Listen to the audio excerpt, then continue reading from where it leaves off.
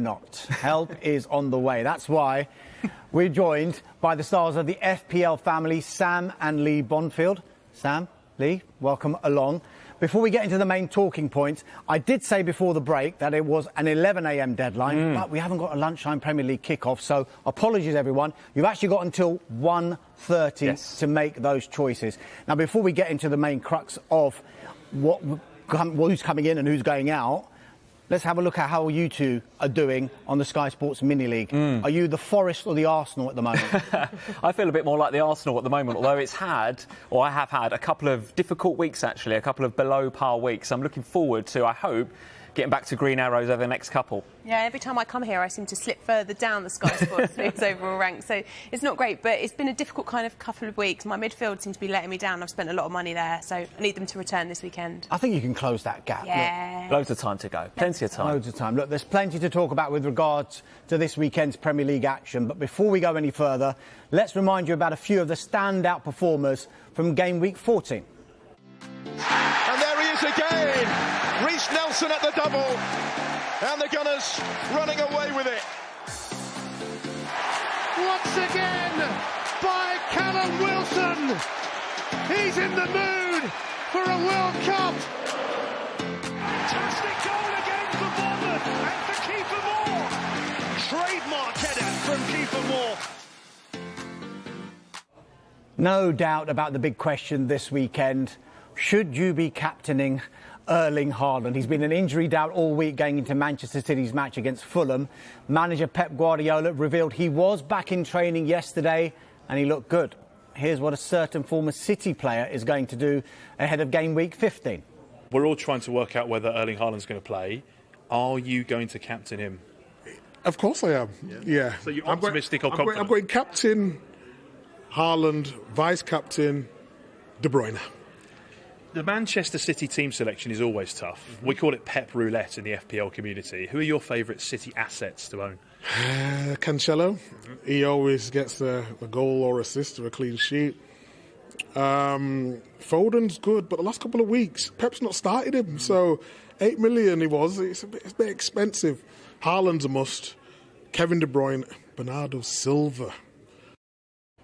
Yeah, Mika Richards mentioning Haaland there. Sam and Lee, he's owned by 80% of fantasy Premier League managers. Question for you two. Are you going to captain Erling Haaland this weekend? I certainly will be. Yeah, no doubt about it. I mean, even though Pep, we had there's a little bit of a yellow flag on him in the game, wasn't there? A little bit of uncertainty about whether he was going to play.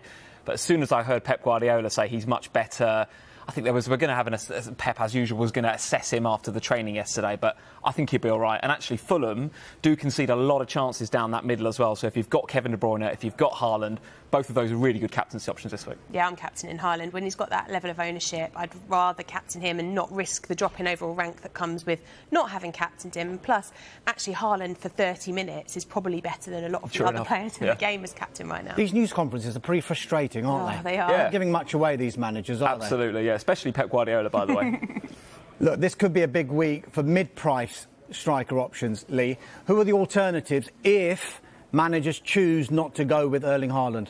Yeah, I think if you're not going to go with Erling Haaland, obviously, those of you that have got Ivan Toney as well, I had Toney in my team, he's suspended for this game week. So quite a lot of change potentially up in that top front three. I've made the transfer away from Toney to go to Callum Wilson, and we'll talk more about Newcastle and him in particular later on in the show. Otherwise, it's a little bit difficult to pick somebody in that kind of mid-price forward bracket. I would be tempted to find a little bit more cash if you can and look for a Nunez or a Gabriel Jesus. Yeah, you mentioned Callum Wilson there because I want to take a look at the most transferred in players this week. Callum Wilson is there. And for a second week running, Kevin De Bruyne is there. Surprise, surprise. Is he, Sam, the best premium midfielder on Fantasy Premier League just now? Without a doubt. I think you can't rely on Salah at the moment. He's sort of ticking over some points here and there, but difficult fixture this weekend against Spurs. Obviously, Son picked up an injury in the Champions League and has had to have surgery on his face, so he's not available. And De Bruyne is the only player in midfield that I'd spend that level of budget on. There's a lot of nice, cheap options, like the guys that have been transferred in around him in Almiron and Trossard. But yeah, KDB is the premium to have in midfield. Yeah, no surprise to see Trossard there, is there? Yeah, Trossard's great, right? I mean, over the last 6 game weeks, he scored 5. of Brighton's 6 goals. So he's becoming a little bit talismanic for De Zerbi, actually. And it doesn't matter where De Zerbi plays him, whether he plays him up front like he did in game week 14, got the hat-trick against Liverpool quite famously in FPL, didn't he?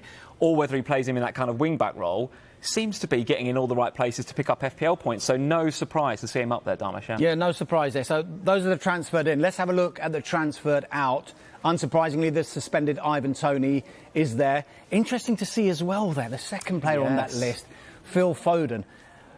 We're talking about, news conferences, Lee, about and how people are frustrated when they don't get the team news. But is this down to Pep Roulette, as Ben Ransom mentioned to Mika Richards just there? Could be a difficult afternoon. Could be a difficult watch for those that have sold Foden, because I get it, right? In FPL, we're very fickle. You see a couple of benchings for Foden, a couple of one-point cameos, and that's the thing we hate in FPL, right? You come off the bench for a one-point cameo. We hate it. But listen, Fulham at home, with Haaland potentially back in the team as well. Could be a behind-the-sofa moment for a lot of those Foden sellers later on this afternoon. The thing is, the City players, you can only have 3 of them. So it's really frustrating when they've got great fixtures to have Foden as one of them because he's not been starting.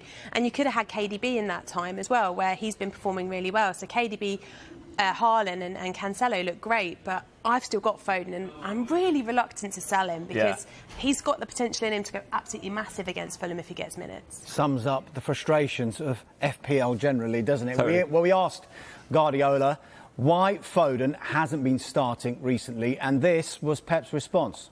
Yes, and Riyad had been in the bench as well, and Jack Grealish in the bench, and Bernardo Silva had been in the bench, and Gundogan had been in the bench, and Kevin De Bruyne had been in the bench. Everyone, yeah. If you say particularly, it's not absolute issue. So I have many players and I have to use them. And I demand the best of them. I wanted the best of them. And this is going to happen in the future. All have been like that. Yeah, so we mentioned Ivan Toney out suspended. And what fantasy managers might not know is there are a large number of big players who are 1 yellow card away from a ban themselves. So, Sam, who should we be keeping an eye on here? Well, there's a number, particularly in the forward line. You've got Mitrovic, you've got Harry Kane, you've got Gabriel Jesus. All 3 of those guys 1 card away from suspension in game week 16. So you've got to keep an eye on them. And I think, actually, it's hard because I've got another transfer that I could potentially make this weekend, but with so many of my team on 4 yellows, I'm kind of thinking maybe I'll just hold because then I've got 2 for next week when one of them might have already got themselves suspended. Yeah, definitely one to keep an eye on. And another player who is in that list is Wilfried Zaha. Now, he sat down with our senior reporter, Melissa Reddy, yesterday, and clearly he's just not fussed about fantasy football. Shock horror. I always hear people, oh yeah, thanks for the points and stuff, and I don't know what it's about at all. I just know I get put in teams, I get thrown out if I don't score for 1 game or 2 games. I just see my name, yeah, thank you, and you were awful, you're out of my team now. You see, we're saying more goals are good for you and for Palace, but it's also good for the people who keep picking you for their fantasy Premier League teams. I'm getting compliments for something I have no idea how it works, so yeah, I don't mind. Can you believe That's brilliant. There are, of course, 2 fixtures remaining until the World Cup, so we're here to help you with a couple of clubs who have an ideal run-in to the tournament. West Ham are certainly one to look at with home fixtures against Crystal Palace and Leicester. There must be some interest there. Lee, who should fantasy managers be looking out for there? Yeah, lots of interest in West Ham over the next couple of weeks, particularly this week, actually. Palace are not good away from home. So, although I'm still backing Wilf Zaha after what he just said, but he's still in my team. But West Ham in particular, Aaron Creswell at the back is one that catches my eye. Last I checked, he was really low ownership in the game, 2.6% of FPL managers, I think. So, a nice differential. Hasn't got any attacking returns yet in FPL. Hasn't scored any goals, haven't got any assists. So, you might be sitting there thinking, why am I tipping him? But actually, outside of Kieran Trippier, he has created, or he's been the most creative defender in the game. So, difficult to say he's due, but he's very much due an FPL return. So, Aaron Creswell would be my pick from West Ham. Interesting. Aaron Creswell, Lee's pick there. Some interesting fixtures coming up for Brighton against new managers. It's an away fixture against Wolves, and then they're at home to Aston Villa. We mentioned him before, Sam, Leandro Trossard. Lots of interest there. you've got to back him to get some points, haven't you? Absolutely. A couple of weeks ago, ahead of games against Man City and Chelsea, managers were selling him in their droves. He's returned in both of those fixtures against big clubs. Now he's got 2 really nice fixtures against defences that haven't been good this season. I mean, Wolves have conceded, they've scored the fewest goals so far, so they're not good defensively. There's going to be some potential there for Trossard to return. I really like him. I also love Adam Webster if you want to go with a Brighton defender too. Nice shout. It's interesting, actually, because Leandro Trossard, until Pascal Gross scored against Chelsea, he was actually the only Brighton player to score under De Zerbi. Yes, so, yeah. Thank you. Yeah, very much the talisman, I was working on that stat a little bit earlier on. OK, now it's time for State Your Case. It's a feature where we put 30 seconds on the clock and get both of our experts to make a case for a subject that we've chosen. So first of all, Newcastle are flying in the top 4 at the moment. Trippier, Guimarães and Almiron have been nominated for Player of the Month, of course. You each have 30 seconds to sell who you think the best option is for Fantasy Manager. Sam, you are up first. So after 3, 2, 1... Your 30 seconds start now. So I've gone with Almiron. It's his 5th season in the Premier League, which caught me by surprise, actually. And it's the first time we've really seen this consistent form. He is the most informed player in the league right now. He's averaged 8.4 FPL points per match in the last 3 matches. He is the 2nd highest scoring midfielder in the game. He's got 79 points, just 2 behind Kevin De Bruyne, who's like double his price. And not only that, we're seeing consistent form from him. 2 really, really nice fixtures in a Newcastle team that are flying, and the other guys around him are really backing him. So Almiron for me. Oh, look at that. Perfect. Bang on 30 seconds. Lee, you've got a lot to live up to. OK, all right, I'll do my best. OK, away you go.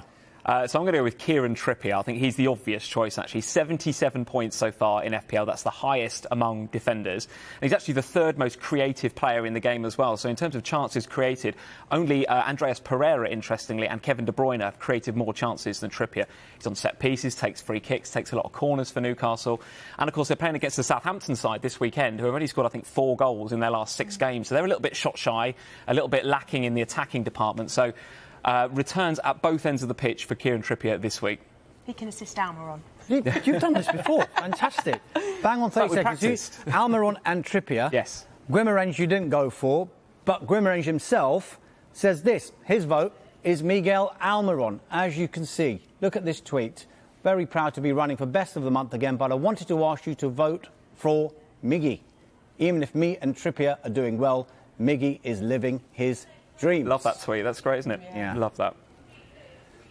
Now, he hasn't scored for Arsenal in 8 games, so should fantasy managers start to lose patience? We'll get the thoughts of Sam and Lee and Mikel Arteta on Gabriel Jesus after the break.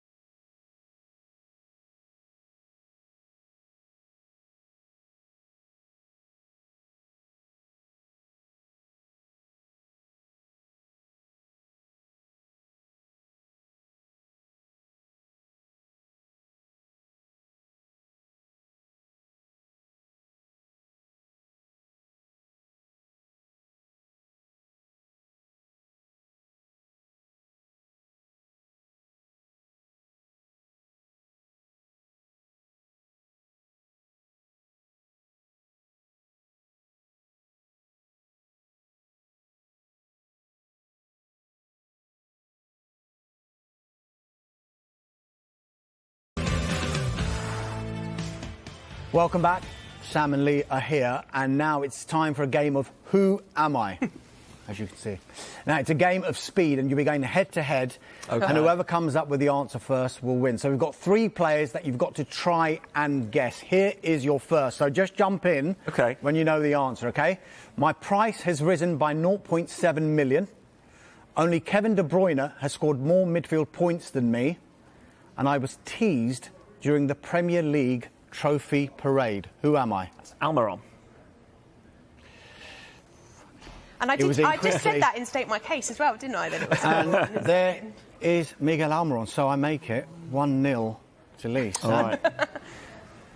OK, question number 2. I've provided 3 assists this season. OK.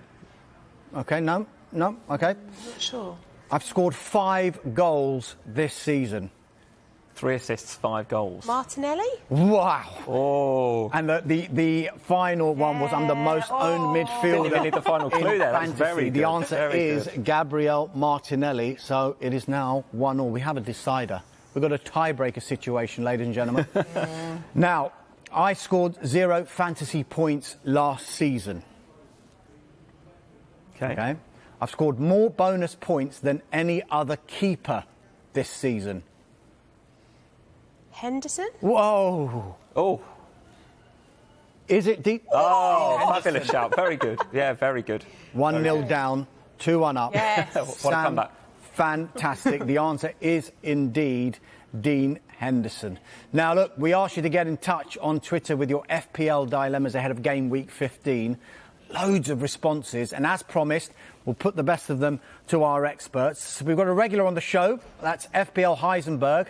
They've asked whether to go with Calvert-Lewin or Gianluca Scamacca, as they both have, on paper, good fixtures, Sam. I actually really like both of these. They're both in my potential options for if one of my up-front players gets a 5th yellow. I really like Scamacca. I think West Ham are in slightly better attacking form right now, given what they were doing in Europe as well. So I'd probably just err on the side of him. Calvert-Lewin, I still think, is a great differential, though. What about you? Would you go Scamacca or I think Calvert-Lewin? I just about would go for Scamacca, you know, just because of that West Ham home form. We've got a couple of home games coming up, and they've won 6, I think, in all competitions at home in a row. So the home form really good. He's settled into that team pretty nicely, but both good picks. But, yeah, just about go for the West Ham man. Calvert-Lewin, though, might have a bit of confidence. Got his first goal, didn't he? Yeah, and he's potentially got an outside chance of getting... Well, not even an outside chance. He's got a chance of getting on that plane, isn't he, to Qatar with Gareth Southgate. So if he can impress over the next couple of weeks in Everton's nice fixtures... And a very low ownership in FPL, right? So if you're looking to make progress in your mini-leagues, either one of those is a good pick. OK, FPL Heisenberg, that is your answer. They say go with Scamacca and not Calvert-Lewin, so blame them if Scamacca doesn't score. Omar J has asked if he should still trust Gabriel Jesus. Lee? Oh, yeah, I would think so. Yeah, I would think so. Now, he's gone a few game weeks without scoring a goal, actually, but he's ticking over with the assists. Yeah. And I think the role that he's now playing in that Arteta side actually lends itself more to being a creative hub, as well as a little bit of goal threat. So the goals are coming, and Arsenal are in good form. They're playing against the Chelsea side in particular this game week, who have got a few defensive injury issues, haven't they? So, yeah, I would keep faith in Gabriel Jesus. Yep, same with you. I'm holding him too until he picks up that 5th yellow, but up until that point, I'm holding him. I think he'll do really well against Chelsea this weekend. It's that 5th yellow, isn't it? Well, Arteta has given us a very good reason to keep Jesus. Let's hear his thoughts. That's going to change, you know. He's getting the situation, he's getting the chances, he's contributing to the team an awful lot. He's helping to win matches. The way he competes to every ball, to every single action is incredible, and that will come. And he needs to be patient. He's been through that in the past, and he needs to learn those lessons and don't stop doing the other things that he's doing so well, because that's going to maintain the level of him and the team. Now, Robbie Ryan has asked whether to go for Foden or Morris. It's the City conundrum again, isn't it? And we all heard about the Pep roulette earlier. So who are the 3 City players to pick for the next 2 weeks? Because everyone is going to pick 3 City players, aren't they? I would think so, yeah. I mean, for me, I would be going all-out attack, actually. I'd be going for Foden, Kevin De Bruyne and Haaland. They've got 2 amazing home fixtures against teams that defensively haven't looked that great over the last sort of 4 or 5 game weeks. So I like Cancelo, and I'm pretty sure he's in a lot of FPL teams as well. But I would be going all out for goals, actually, and picking those 3. Yeah, I do agree, but I think for me, I'd still keep Cancelo. True enough, yeah. Assists are there, the goal threat is there. I think the clean sheets will come in the next 2 weeks as well, and if he gets any attacking returns, he's going to get bonus points too. So Cancelo, Haaland and KDB for me. OK, and we know we're talking about this gap in the season because there's a certain thing called the World Cup happening yes. in the winter. So, Lee, who else needs to impress over those next couple of weeks to maybe book that ticket on the plane? Yeah, well, I've got my eye on a couple of England players, actually. So both Rashford and Bowen, I think, are kind of on the periphery, could be on the plane to Qatar, couldn't they? And both got really nice fixtures. Rashford, in particular, has found a bit of form over the last couple of weeks, both in Europe and domestically in the Premier League. So Rashford, if you want to bring him into your FPL team, wouldn't argue against that at all. And we've already talked about Scamacca, we've talked about Creswell as well. So if you want to look at Bowen, another nice pick from West Ham as well. So the England boys, I've got my eye on. Yeah, there's a couple of others around that. I've got an eye on Cucurella as well from Chelsea, who should play in that left wing-back role now that Chilwell's injured. He's maybe on the Spanish periphery of that team, isn't he? So got my eyes on him as well, but it's the England boys I'm really looking out for. Yeah, on the flip side, there are some notable players who will not be in the World Cup, so you can be rest assured that they will not be rested.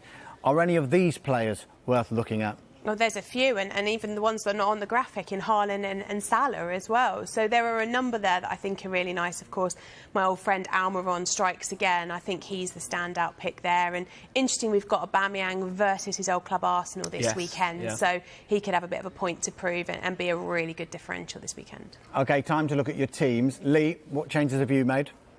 So I've done Ivan Toney to Wilson, so that was done fairly early on in the week. I think that was I'd call it a bit of a no-brainer with Toney's suspension.